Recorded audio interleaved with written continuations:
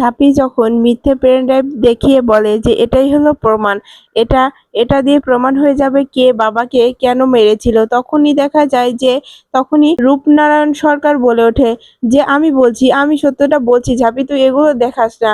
আমি বলছি আমি দাদাকে মারার চেষ্টা করেছিলাম, কারণ দাদা আমার একটি গোপন কথা জানতো, সেটা বলে দেওয়ার ভয়ে আমি আমি আমি নিজের পিঠ বাঁচাতে আমি এই সব কিছু করেছি। কথাটা শুনেই সবাই চেপে ধরে। তখনই রনিত এসে বলে যে আমি বলছি আসল সত্য কথাটা। হ্যাঁ বন্ধুরা, এমনটাই দেখা যাবে। বিস্তারিত জানতে ভিডিওটিকে লাইক দিয়ে চ্যানেলটি সাবস্ক্রাইব করে দেখতে থাকুন। গল্পের শুরুতেই দেখা যাবে দীপের ঠাকুমা যখন ঝাঁপিকে বলে যে তুই কি পারবি, তখনই ঝাঁপি বলে হ্যাঁ হ্যাঁ ঠাম্মি, আমি পারবো। আমি তোমাকে কথা দিচ্ছি, বাবার সঙ্গে যারা অন্যায় করেছে আমি তাদেরকে নিজের হাতে শাস্তি দেব। তখনই দেখা যায় ঝাঁপি ফলো করে আড়ালে দেখতে পায় যে সেখানে রূপনারায়ণ সরকার দাঁড়িয়ে আছে। তখনই ঝাঁপি বলে ওখানে লুকিয়ে রেখে থেকে কোনো লাভ হবে না কাকু, তুমি যে অন্যায়টা করেছো তার জন্য তোমাকে শাস্তি এবার পেতেই হবে। আমার হাত থেকে তোমাকে কেউ রক্ষা করতে পারবে না, তোমাকে আজকে আমি শাস্তি দিয়েই ছাড়বো। তখনই দীপ বলে ঝাঁপি এতটা জোর দিয়ে বলছে, তাহলে কি সত্যি ঝাঁপি পারবে বাবাকে যারা মারতে চেয়েছিল তাদেরকে খুঁজে বের করতে, নাকি এসব কিছু ঝাঁপির একটা নতুন নাটক, কিছুই তো বুঝতে পারছি না। কিন্তু যদি সত্যি এটা করে দেয় ঝাঁপি তাহলে অনেক ভালো হতো। বাবার কে বা কারা মারতে চায় সেটা তো অন্তত আমরা জানতে পারতাম। এরপরে অন্যদিকে দেখা যায় ঝাঁপি রূপনারায়ণ সরকারকে চেপে ধরে আর বলে কাকু, আমাকে সত্য কথাটা বলে দাও, আমি জানি যে কে কিসের জন্য বাবাকে মারতে গিয়েছিল, তুমি স্বীকার করো। তখনই দেখা যায় রূপনারায়ণ সরকার বলে আমি কিছু করিনি, আমি কোনো কিছু স্বীকার করতে পারবো না। এরপরে দেখা যায় তখনই ইনকাদের বাড়িতে আসে রূপনারায়ণ সরকার আর ইনকার মাকে বলে এখন কি করব, আমি কিছুই তো বুঝতে পারছি না। তখনই ইনকা বলে আপনাকে দিয়ে কোনো কাজ হবে না আঙ্কেল, আপনাকে যেমন বোঝাচ্ছি আপনি তেমন করছেন না। আপনি ঝাঁপির এইটুকু কথাতে আপনি ভয় পেয়ে গেছেন, ঝাঁপি কিছুই করতে পারবে না। তখনই দেখা যায় রূপনারায়ণ সরকার বলে যে তোমরা ঝাঁপিকে চেনো না, ওই মেয়ে সবকিছু পারে, ও অসম্ভবকেও সম্ভব করে দিতে পারে। আমার কিন্তু এবার সত্যি খুব ভয় লাগছে। তখনই ইনকার মা বলে এই যে দাদা শুনুন, এতটা ভয় পেলে কিন্তু এসব কাজ করা যাবে না। এতটা ভয় কেন পাচ্ছেন, আমাদেরকে তো লড়তে হবে। তখনই দেখা যায় রূপনারায়ণ সরকার বলে হ্যাঁ। তখনই ইনকা বলে এখান থেকে বের হয়ে যান, আমি এখন এইসব বিষয় নিয়ে কথা বলছি না, আমি ব্যাপারটা দেখছি কি করা যায়, আপনি এখন এখান থেকে আসতে পারেন। এরপরই দেখা যায় যে বাইরে ঝাঁপি দাঁড়িয়ে থাকে। তখনই রূপনারায়ণ সরকার যখন ইনকার ঘর থেকে বের হয় তখনই ঝাঁপি চেপে ধরে বলে কাকু, পরামর্শ নিতে গিয়েছিলেন, কি হলো, পরামর্শ দিয়েছে না ঘর থেকে বের করে দিয়েছে? তখনই রূপনারায়ণ সরকার মনে মনে বলে যে এই ঝাঁপি সবকিছু বুঝে যাচ্ছে কি করে, ঝাঁপি কি করে বুঝছে? এরপরে দেখা যায় ঝাঁপি বলে কি হলো কাকু, কথা বলছো না কেন, কথা বলো। আজকে তো সবকিছু তোমার হাতের বাইরে চলে গেছে, তুমি আর চাইলেও কিছু করতে পারবে না, তাই তো? তখনই রূপনারায়ণ সরকার বলে ঝাঁপি, সবসময় তুই এভাবে আমাকে কথা বলতে পারিস না। দেখ তোর কাছে কি প্রমাণ আছে যে দাদাকে আমি খুন করতে চেয়েছিলাম? তখনই ঝাঁপি বলে আমি কি একবারের জন্য তোমাকে বলেছি যে তুমি বাবাকে মারতে গিয়েছিলে? তুমি এ কথা কেন বললে কাকু? তখনই এই রূপনারায়ণ সরকার বলে ওঠে তুই যেভাবে আমাকে চেপে ধরছিস আর যেভাবে জিজ্ঞাসা করছিস সেভাবে কিন্তু বোঝা যাচ্ছে যে তুই আমার দিকে আঙুলটা তুলছিস। তখনই ঝাঁপি বলে আমি আঙুল তুলছি না, আমি শুধু প্রমাণের খোঁজ করছি। আমি আমি বলছি যে তুমি যদি অন্যায় করে থাকো কাকু সেটা স্বীকার করে নাও, আমার মন বলছে এটা তুমিই করেছো, তো তুমি স্বীকার করে নাও। তাহলে আমি তোমাকে কথা দিচ্ছি কাকু, তোমাকে এই সব কিছুর থেকে আমি বের করে নিয়ে আসবো, তোমাকে কেউ কোনো আঘাত দিতে পারবে না, কোনো শাস্তি হবে না। তখনই রূপনারায়ণ সরকার বলে আমি তোর কোনো কথাই শুনবো না, তুই এখন এখান থেকে যা ঝাঁপি, নাহলে কিন্তু খুব খারাপ হয়ে যাবে। তখনই ঝাঁপি বলে তাহলে আর আমার করার কিছু নেই, যদি আমাকেই কষ্ট করে প্রমাণ খুঁজে বের করতে হয় তাহলে কিন্তু আমি তোমাকে ছেড়ে দেব না, আমি তোমাকে শাস্তির ব্যবস্থা করবই। তখনই রূপনারায়ণ সরকার বলে ওঠে তোর যা ইচ্ছা তুই তাই কর ঝাঁপি, কিন্তু এটা আমি করিনি তাই আমার দিকে আঙুল তুলবি না, তাহলে কিন্তু খুব খারাপ হয়ে যাবে। তখনই দেখা যায় ঝাঁপি বলে সেটা তো প্রমাণ হয়ে যাবে, আমি প্রমাণ করে দেব যে কে অন্যায় করেছে আর কে করেনি, আর কিসের জন্য করেছে, কে করিয়েছে, সবকিছু আমি বের করব। তখনই দেখা যায় রূপনারায়ণ সরকার বলে আমি এখন কোন দিকে যাই, একটা একটা মিথ্যা ঢাকতে কতটা মিথ্যার আশ্রয় নিচ্ছি আমি, এই ঝাঁপির কাছে আমি কতটা খারাপ হয়ে যাচ্ছি, আমি কিছুতে এগুলো মেনে নিতে পারছি না। ঝাঁপিকে আমি কি বলবো এখন, ঝাঁপি তো আমাকে ধরে ফেলবে। তখনই দেখা যায় ঝাঁপি বলে কি হলো কাকু, চুপ করে কি ভাবছো, ধরা পড়ে যাওয়ার ভয় করছে, তাহলে স্বীকার করে নাও। তখনই দেখা যায় যে রূপনারায়ণ সরকার বলে ওঠে যে আমি কোনো কিছু করছি না, তুই আমার সঙ্গে এভাবে কথা বলতে পারিস না, এবাড়ির মালিক আমি, ভুলে যাস না, তুই এবাড়ির ভাড়াটিয়া। এরপরে ঝাঁপি বলে, হ্যাঁ সেটা আমি, আর মাত্র 10 ঘন্টা টাইম আছে, এর মধ্যে করে দিয়ে এখান থেকে চলে যাব। এরপরেই দেখা যায় ঝাঁপি চলে গেলে রূপনারায়ণ সরকার তখন অস্থির হয়ে পড়ে। তখনই সেখানে কল্পনা আসে আর বলে, কি হয়েছে গো তোমার, তুমি এভাবে এমন করছো, অসুস্থ হয়েছে, তোমার শরীর খারাপ লাগছে, আমাকে বলো। তখনই রূপনারায়ণ সরকার বলে, সবসময় এভাবে বিরক্ত করবে না তো কল্পনা, যাও এখান থেকে, যাও, এখন এসব বিষয় নিয়ে কথা বলবো না। তখনই দেখা যায় যে কল্পনা সেখানে কান্না করতে গেলে তখনই কল্পনার ছেলে এসে বলে যে, কি হয়েছে মা, বাবা কেমন যেন খ্যাস খ্যাস করছে, বুঝতে পারছি না এভাবে খ্যাস খ্যাস কেন করছে। তখনই কল্পনা বলে, আমিও তো বুঝতে পারছি না বাবা, তোর বাবা এভাবে কেন কেন কথা বলছে।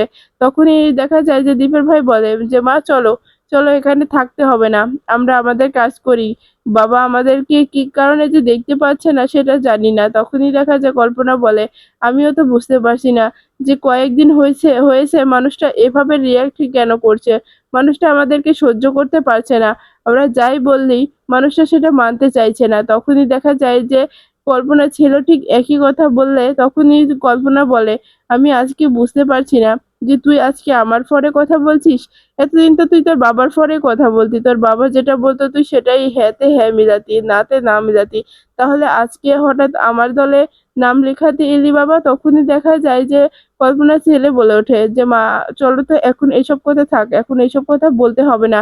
এরপরে অন্যদিকে দেখা যায় ঝাঁপি ঘরে এসে সে ভাবতে থাকে, এখন আমি কি করে সবকিছু প্রমাণ করব, কিছুই তো বুঝতে পারছি না, আমি কি করে সব সত্যটা বের করব, আমার মাথায় আর কিছুই ঢুকছে না যে সত্যটা কি করে বের করব।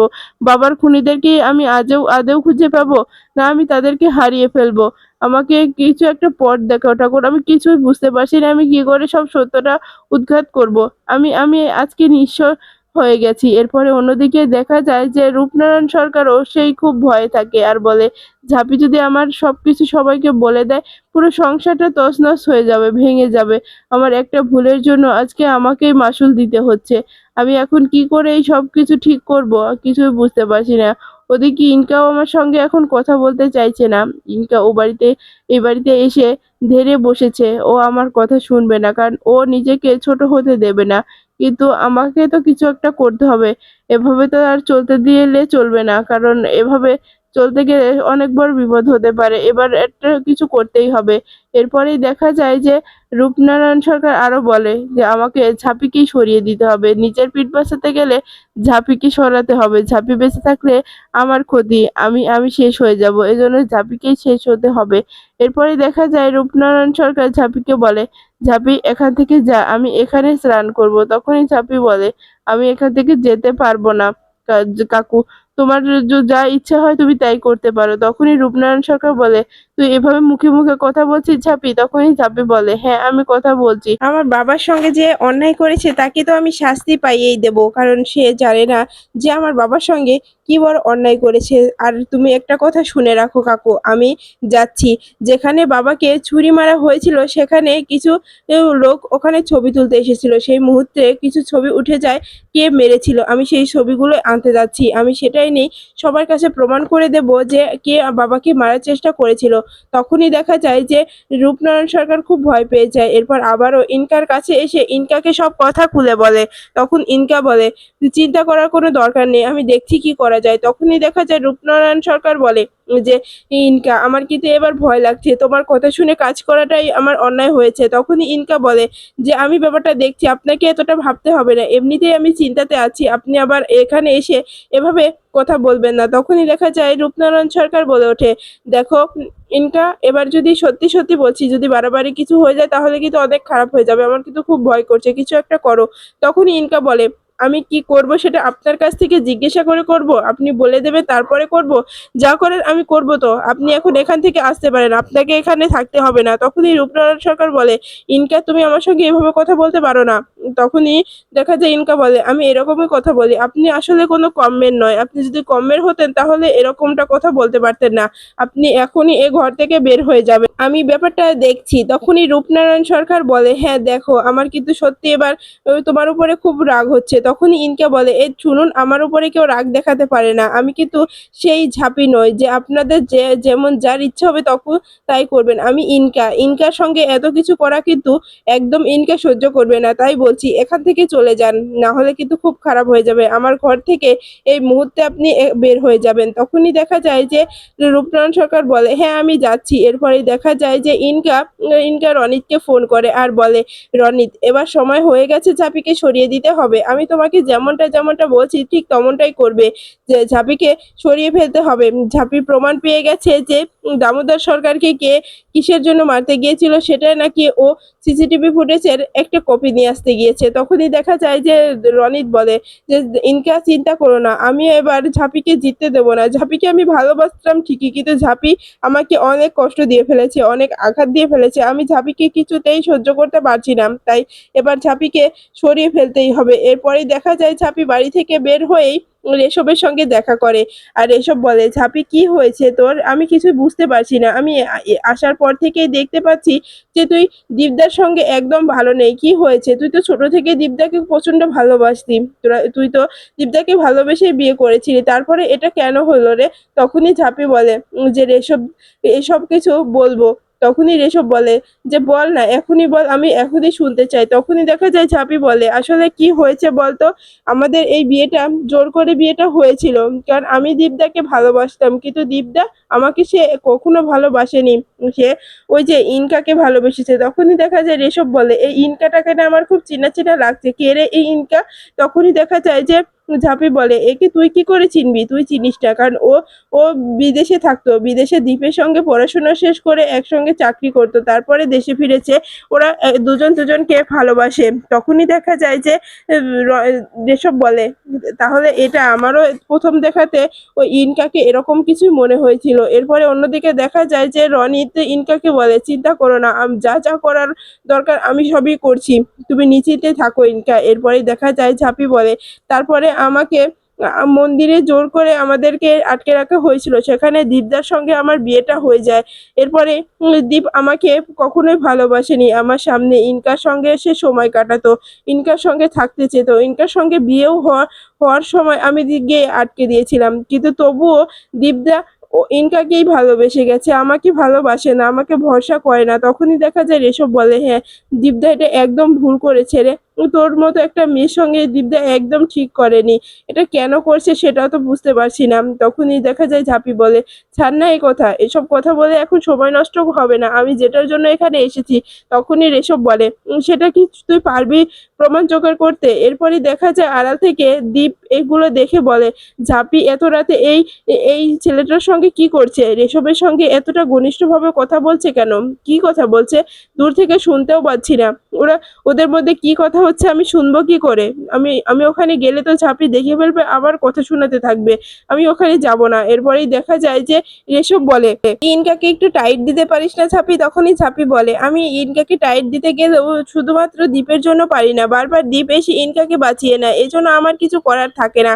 তখনই দেখা যায় রেশব বলে, আচ্ছা ব্যাপারটা আমি বুঝতে পেরেছি, কিন্তু তুই তুই এখন এসব প্রমাণ কি করে জোগাড় করবি? তখনই দেখা যায় যে ঝাঁপি বলে, প্রমাণ তো জোগাড় করতেই হবে, আমি তো কাকুকে বড় মুখ করে বলে এসেছি যে আমি প্রমাণ আনতে এসেছি, কিন্তু আমি এখানে তো কিছুই আনতে আসিনি, আমি জানি যে কোনো না কোনো প্রমাণ এখানে আমি পেয়ে যাব। তখনই দেখা যায় রেশব বলে, তাহলে আমি তোকে যেমনটা বলবো তোকে তেমনটাই করতে হবে। তখনই ঝাঁপি বলে, হ্যাঁ আমি আমি চেষ্টা করব, তুই আমাকে তোর প্ল্যানটা আগে খুলে বল দেখি তুই কি প্ল্যান করেছিস। তখনই দেখা যায় যে রেশবের প্ল্যানটা ঝাঁপিকে খুলে বলে। এরপরে ঝাঁপি বলে, হ্যাঁ তোর প্ল্যানটা একদম কাজে দিয়েছে, তুই যেমনটা বলেছিলি তেমনটাই হবে। এরপরেই দেখা যায় ঝাঁপি ঝাঁপি একটা সিসিটিভি ফুটেজে নিয়ে এসে বলে যে এটার মধ্যে প্রমাণ আছে কে বাবাকে ওই ছুরি মেরেছিল, সবকিছু প্রমাণ আছে। তখনই দেখা যায় দীপ বলে যে, বাবা এখনো অন্তত সত্যটা বলো। তখনই দামোদর বলে, আমি কিছু দেখিনি, আমি কতবার বলেছি আমি কিচ্ছু দেখিনি। তখনই দেখা যায় ঝাঁপি যখন দীপের হাতে প্রমাণ দিতে যায় তখনই রূপনারায়ণ সরকার স্বীকার করে সব সত্য কথা।